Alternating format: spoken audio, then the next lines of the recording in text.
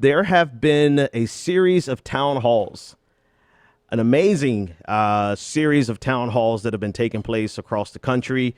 And there have been the absence of town halls by notable lawmakers.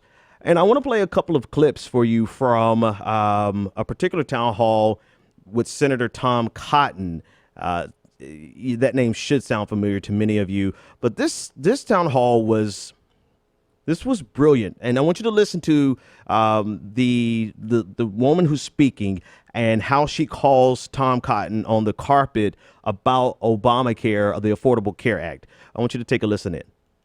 Husband with dementia, Alzheimer's, and plus multiple other things. And you want to stand there with him at home, expect us to be calm, cool, and collective. Wow, what kind of insurance do you have?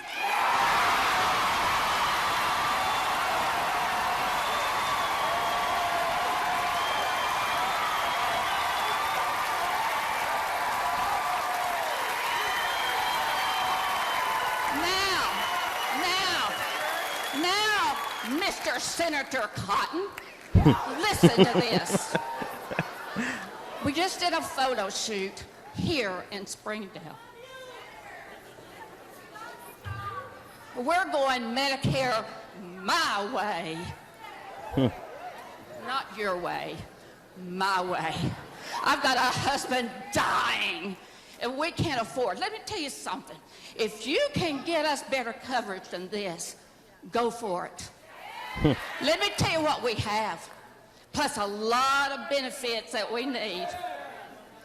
Let me stop it there because I want to make sure that we heard clearly what she said. She's first of all calling him on the carpet because he asked them to be calm. And here she is. She's an individual whose husband is dying and is receiving treatment because of the Affordable Care Act. And in the absence of the Affordable Care Act, her husband would die. It's something when people ask you to be calm, cool, and collective when they are doing something that's going to hurt you. They want you to be pleasant and cordial while they do things to destroy your life. And this is what Tom Cotton, along with a bevy of other Republican senators and congressmen, have been doing. They have been doing actively harming their constituents. And when they go home to the town hall meetings, those that actually show up to the town hall meetings, they're asking them to be calm, cool, and collected. Well, she called him on the carpet and said, well, what type of insurance do you have? Because the reality, these senators and these congresspeople are able to destroy the Affordable Care Act without any repercussions on their personal lives, but with damning repercussions on the lives of their constituents. And not only that, but you have some senators and some congresspeople who are too cowardly to even show up to town halls. Senator John McCain, Senator Jeff Flake, Senator Marco Rubio, Senator Ted Cruz, some top tier name senators who are not having town halls because they are afraid of this type of backlash. They want to be able to hurt their constituents for political reasons. Of course, they're never going to come out and just say, I want to hurt you, but they want to score cheap political points by repealing or replacing Obamacare without an actual replacement. And in the absence of a replacement, you destroy the lives of thousands, millions of people who depend on the Affordable Care Act. Now, that being said, here we are where the people are responding and letting them know enough is enough. And you have some spectacular displays of civil disobedience, and just not even civil disobedience all the time, just town hall talking back to your elected representative. And in the midst of this, you have President Trump, his minister of truth, Sean Spicer, going out promoting this, and other elected officials going out promoting this idea that these are paid protesters, that this is a profession and that they're not really angry. They're simply acting as though they're angry as a means of undermining the legitimacy of their protest. they've even gone as far as saying these people aren't even their constituents. They are being bussed in. And so the remedy to that has been the protesters, or the people who are attending these town halls, have started showing their ID, showing them, I live in your district. I live in your state. You are my representative. You need to hear my voice. We're in this weird, it's not even weird. It's actually, it's exactly what we would expect this to be. This parallel universe almost, where they can look you in the eye. They can hear the pain in your voice. They can see how their decisions, their politically expedient decisions, are hurting you, and they can turn a blind eye because the president of the United States has given them cover to say these are paid protesters.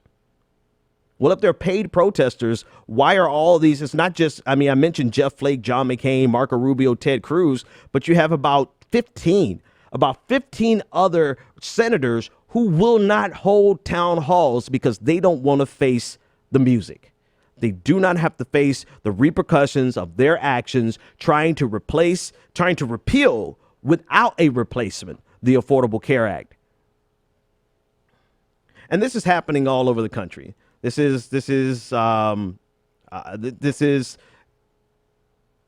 trying to compare it to the Tea Party. The difference here is that the Tea Party was opposing the Affordable Care Act. That's really what started. That's really what got the Tea Party going, because they wanted to make sure that the government kept their hands off their Medicaid and their Medicare.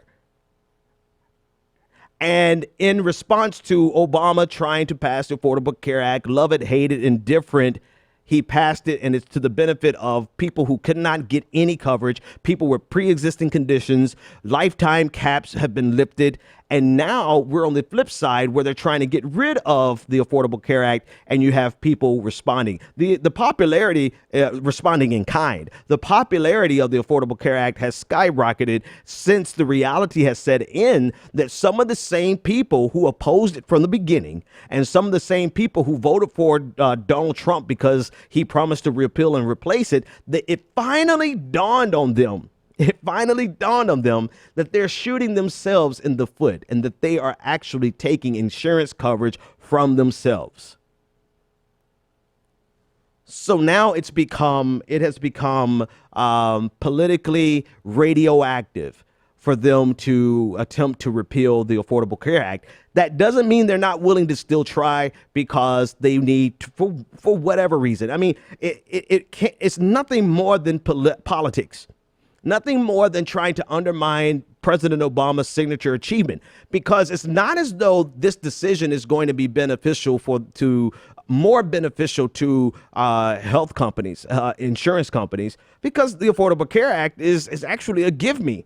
It's a giveaway to these corporations. It's not as though it's going to help them get better coverage, because if they could find a way to get better coverage, save going to a single payer system, then the Republicans would afford it, but they don't have an idea. So it's not as though they're doing it for business. It's not as though they're doing it for their constituents. They're doing this. They're trying to repeal the Affordable Care Act for their own political desires, to undermine and undo President Obama's single achievement. This is all they thought about for the last 6 years. What year are we at? Actually, we're 2017. Last 7 years. This is all they thought about for 7 years, and they have yet to come up with a replacement that is actually better than the one that the Obama administration put in place. And now they have to face the music, and you have a litany of elected officials who are too cowardly, too spineless to actually show up and face the constituents that they want to harm.